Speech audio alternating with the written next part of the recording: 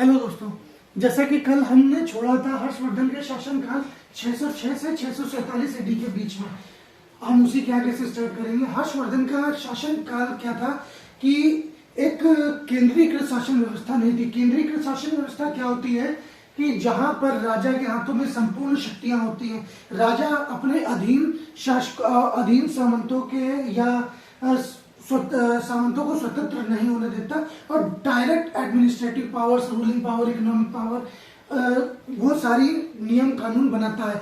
लेकिन विकेंद्रीकृत शासन व्यवस्था क्या होती है? जब राजा अपने नीचे कुछ लोगों को एडमिनिस्ट्रेटिव पावर्स दे देता है। तो जब हम देखते हैं कि गुप्त साम्राज्य के अंतिम फेज में क्या होता है, रोमन साम्राज्य से व्यापार बंद हो जाता है। तो रोमन साम्राज्य से व्यापार बंद हो जाने के कारण क्या होता है, किसी भी देश की शासन व्यवस्था उतनी ही स्ट्रांग होती है जितनी उसकी इकोनॉमी।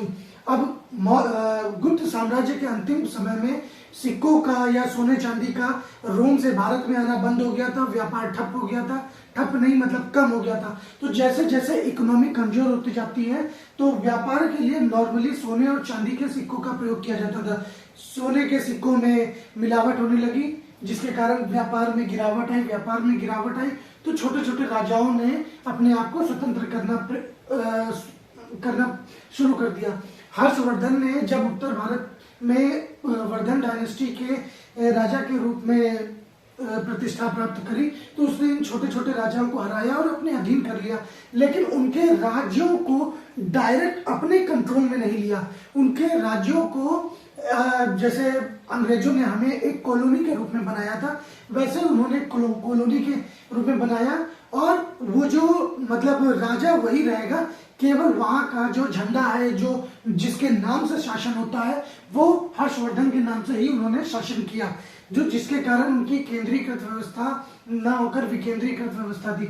और इसमें क्या होता है कि जो राजा होता है या जो सामंत होते हैं, उनकी सेना विभाजित होती है। मतलब राजा के पास अगर 1 लाख की सेना है तो उसके सामंत भी कुछ सेना रखेंगे। जैसे 10 सामंत हैं तो 10 सामंत 10-10 हजार की सेना का उपयोग करेंगे। और जब भी कभी कोई बड़ी लड़ाई होगी तो वो सामंत अपनी सेना को हर्षवर्धन को सौंप देंगे और युद्ध में हर्षवर्धन उनका नेतृत्व करेगा।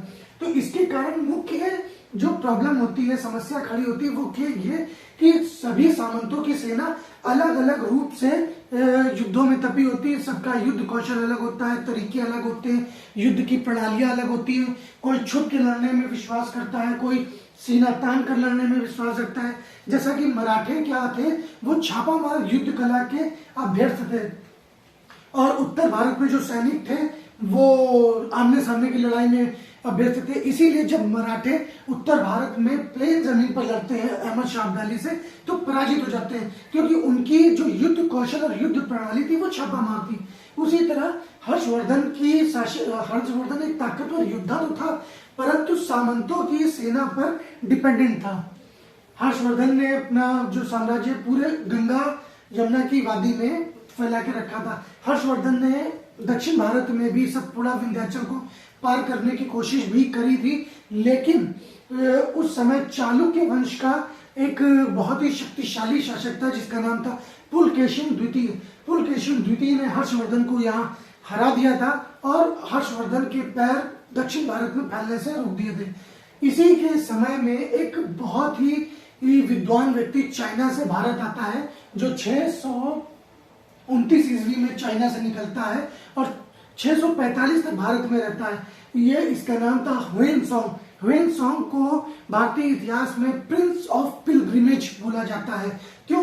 क्योंकि इसने पूरे उत्तर भारत की यात्रा करी थी और पूरे उत्तर भारत की यात्रा में ये अलग अलग जगह गया, बौद्ध धर्म का इसने प्रचार किया, नालंदा विश्वविद्यालय में इसने शिक्षा ग्रहण करी। और उस ह्वेनसांग ने भारत की सामाजिक व्यवस्था के बारे में, आर्थिक व्यवस्था के बारे में, न्याय व्यवस्था के बारे में एक बहुत ही विस्तृत वर्णन छोड़ा है। अब हम हर्षवर्धन के शासनकाल को जानने के लिए सबसे ज्यादा जो ऑथेंटिकेट सोर्स मानते हैं वो ह्वेनसांग को मानते हैं। क्यों? क्योंकि ह्वेनसांग चाइना से आया था। अब कोई भी ऐसा यात्री जो बाहर के शासक के आदेश पर भारत आया हो, तो ऐसा नहीं है कि वो हिंदुस्तान के किसी शासक के प्रभाव में आकर अपना लेख लिखेगा। नहीं, हमारे पास बाण भट्ट की हर्ष चरित्र भी किताब लिखी हुई है, क्योंकि बाण भट्ट हर्ष के एक दरबारी कवि थे, तो जाहिर सी बात है आप जिससे सैलरी पाएंगे तो उसके बारे में अच्छी अच्छी चीजें ही लिखेंगे। लेकिन ह्वेन सांग ने हर्षवर्धन के बारे में खराब चीजें भी लिखी हैं। जब ह्वेन सांग के आने से पहले क्या था, हर्षवर्धन एक शैव धर्म शैव संप्रदाय में विश्वास रखता था, तो शैव संप्रदाय में विश्वास रखता था। लेकिन जब ह्वेन सांग भारत आया और उसके बारे में पता चला, तो हर्षवर्धन ने ह्वेन सांग से मुलाकात करी और उससे आचार विचारों का आदान प्रदान किया, और उससे इतना ज्यादा प्रभावित हुआ कि अपने जो कोर्ट है उसमें उसको एक सम्मानजनक पद भी दिया। और हर्षवर्धन के सम्मान में एक बड़ा सा मेला लगाया गया, जिसमें ह्वेन सांग के सम्मान में, और उसमें ह्वेन सांग ने अपने विचारों को व्यक्त किया। और वहां जितने भी जैन, बौद्ध और हिंदू, शैव, वैष्णव जितने भी थे, उन सभी को चुनौती दी कि मेरे आचार विचारों का खंडन करें, और जो भी खंडन कर देगा मैं यहाँ से वापस चला जाऊंगा। और ये खंडन करने के लिए 3 दिनों का वक्त दिया। परंतु जब कोई भी ह्वेन सांग के विचारों का कोई भी खंडन नहीं कर पाया, तो गुस्से में आकर उन्होंने वो जो पंडाल था उसमें आग लगा दी और उसमें काफी लोग मारे गए। हर्षवर्धन ने इस विद्रोह का बड़ा ही निर्ममता से दमन किया। ऐसा बोलते हैं जब ये सम्मान का पद और जब ये सब मेला लगाया गया था, तो उसमें गौतम बुद्ध की एक विशाल मूर्ति बनाई गई थी और शिव और विष्णु को छोटे आकार में दिखाया गया था, जिसका पुरजोर विरोध किया था ब्राह्मणों ने। उसके ह्वेन सांग ने जो सोसाइटी के बारे में, जो इकोनॉमी के बारे में बताया है, वो हम अगले अध्याय में देखेंगे।